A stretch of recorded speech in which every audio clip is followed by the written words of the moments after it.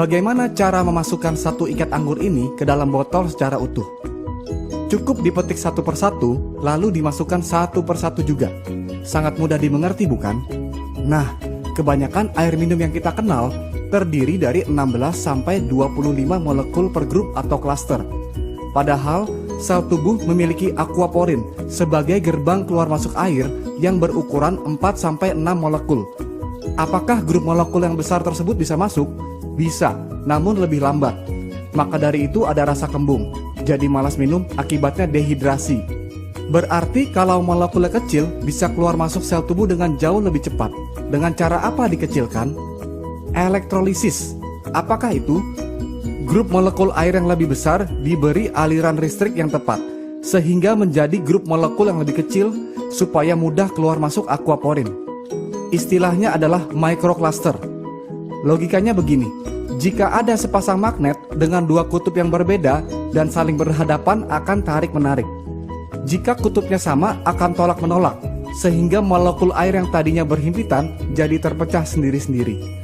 Belum lagi, di inti sel terdapat ion positif yang membuat molekul air yang berion negatif ini tertarik masuk ke dalamnya dan meninggalkan ion negatif di membran atau dinding sel, sehingga sel tubuh pun menjadi tidak lengket. Mengapa air ini penting sekali? Karena kerjanya berdampingan dengan detak jantung. Ketika jantung berdetak, sel berkontraksi sehingga terkompres dan mengeluarkan karbon dioksida dan toksin atau racun. Inilah yang disebut dengan detoksifikasi. Lalu jantung berdetak lagi dan sel mengembang lagi, kemudian menarik oksigen dan nutrisi. Proses ini terjadi di dalam hemoglobin, yang adalah protein yang mengandung zat besi, di dalam sel darah merah yang berfungsi sebagai pengangkut. Detak jantung ini ada voltasenya. Manusia sehat dan normal berada di voltase 120 mV. Karena semakin tua dan pengaruh oksidasi, voltasenya akan turun bertahap ke 100 mV, lalu ke 80 mV. Jika sampai menyentuh 60 mV sudah sangat berbahaya, karena disinilah titik tubuh dalam kondisi kronis. Karena oksidasi itu adalah proses penuaan atau karat yang secara langsung mempengaruhi zat besi dalam hemoglobin. Akibat oksidasi adalah tubuh menjadi asam, lalu muncul berbagai penyakit kronis seperti kanker, diabetes, inflamasi, dan sebagainya. Berarti air yang baik sangat dibutuhkan oleh tubuh. Sumber air yang dikenal berkhasiat terbentuk akibat tersambar petir dan pergesekan dengan batu-batuan di alam. Tetapi mata air seperti ini sangat terbatas jumlahnya. Yang Enegic lakukan adalah membersihkan air keran terlebih dahulu dengan filternya, lalu menangkap fenomena sambaran petir tersebut dengan disetrum melalui 7 plat titanium berlapis platinum yang bisa mengeluarkan air minum berkhasiat tinggi yang disebut dengan air Kanggeng pH 8,5, lalu pH 9 yang lebih kecil molekulnya, lalu pH 9,5 yang lebih kecil lagi molekulnya untuk transportasi yang lebih baik. Jika ukuran kemampuan elektrolisis adalah kombinasi antara power, amperage, dan surface area, maka ini adalah faktor kunci dalam memilih sebuah mesin. PEU adalah Potential Electrolysis Unit. SD501 memiliki 230 watt, 2,5 ampere, dan 466 square inch, sama dengan 267.950 PEU. Sebagian besar mesin kompetitor hanya memiliki 110 watt, setengah ampere, dan 117 square inch, sama dengan 6.435 PEU. Berarti kemampuan mesin kompetitor hanya 2,4% saja dari SD501. Dan harga mesin kompetitor pun bukan tergolong murah. Malahan mahal sekali, dengan kemampuan yang mendekati saja pun tidak. Hanya harganya saja yang mendekati. Belum lagi harus betul-betul teliti apakah power supply-nya transformer atau switch mode. Transformer adalah alasan mengapa sebuah mesin disebut alat kesehatan karena tegangannya stabil. Sedangkan switch mode tegangannya naik turun alias tidak stabil.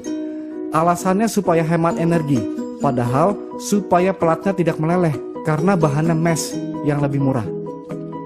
Saya perjelas. Ini ada bolam 100 watt dengan filamen yang tebal. Yang ini bolam 40 watt dengan filamen yang tipis. Jika bola 40 watt dinyalakan di tegangan 100 watt akan putus karena tidak mampu menahan daya yang tinggi. Demikian halnya dengan plat yang digunakan di dalam mesin. Mengapa daya tinggi yang stabil sangat dibutuhkan?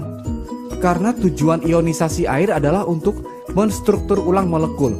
Molekul air adalah H2O. Lalu gugus kimianya diilustrasikan seperti ini. Jika dua molekul air diberi 2 elektron, akan menghasilkan gas hidrogen dan 2 hidroksil yang berguna dalam proses detoksifikasi di atas.